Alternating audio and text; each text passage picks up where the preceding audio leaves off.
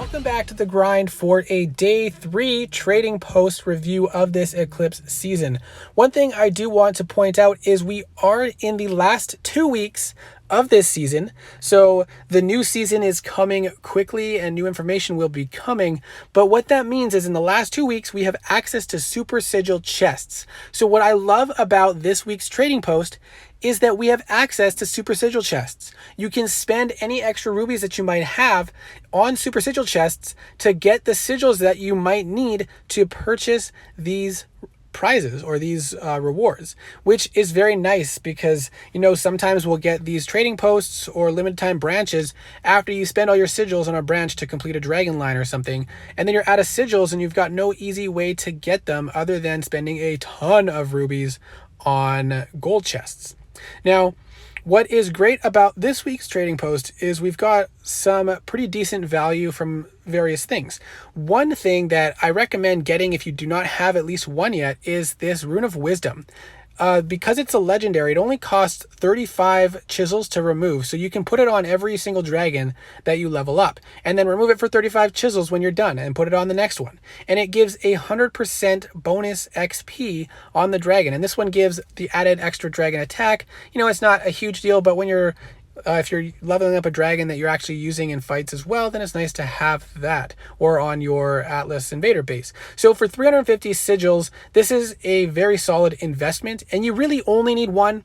If you want a couple or a few for just quality of life, then sure, you can have them on 2 or 3 dragons at the same time that you're leveling them. But definitely, if you do not have one, 350 sigils is a very small investment for such a beneficial quality of life change to help you level up your dragons much faster. So I'm very grateful to have a couple of these. I put them on my dragons that I'm leveling, and it makes things a lot easier. So definitely recommend that.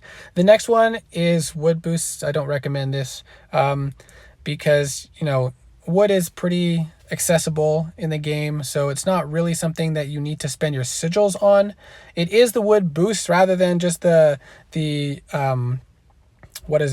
instant wood. And so if you're maximizing your utility of this boost, then you might end up doing better than if you had just purchased the wood with sigils. But again, spending sigils on wood when it's already so accessible in the game is not necessary. Next, we have timers. So you get 5 of the 3 hour speed ups for these fire shards. And it's not a huge impact on the overall timers that you'll have in the game, but it's fire shards, which the vast majority of players don't use. So why not spend some of those unused fire shards on some speed ups, which everybody needs.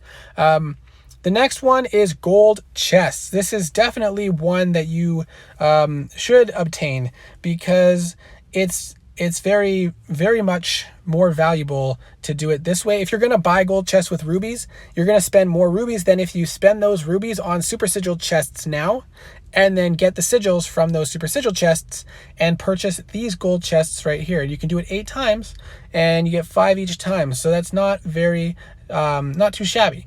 What is that? 40 gold chests. So not a very bad investment. It's actually very solid. I highly recommend, if you have the sigils, to get it. If you have extra rubies to spend on super sigil chests to buy these, I recommend doing that as well. And as long as it's not going to ruin your season plans or end of season plans. Now, let's see here. The next one we have is inner fires. Now, inner fires are challenging to obtain. You can get a bunch of them from this deal for only 100 sigils for 8 of them, which is not a terrible deal considering what we've seen in the past. But in my opinion, it's not worthwhile unless you are very desperate for these. So to put it in perspective, the cost of these inner fires is about half of what it would be to basically say, I'm going to buy 10 gold chests and I want all of the drops to be inner fires. So what you're doing is you're buying 10 gold chests, but you only get to open 5, but all of them are inner fires. So you're losing out on half of the drops that gold chests could give you.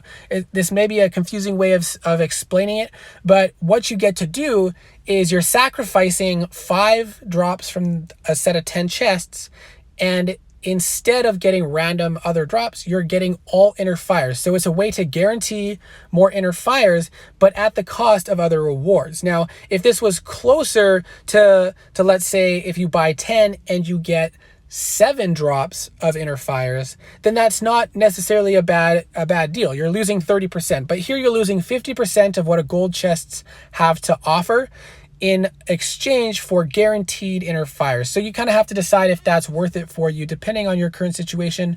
But it's not something that I would recommend to most players. So I hope that this video was helpful.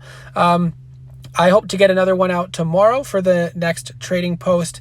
Let me know what you decided to get and how it turned out for you. Good luck with the last couple weeks of this season, and I will see you in the next video.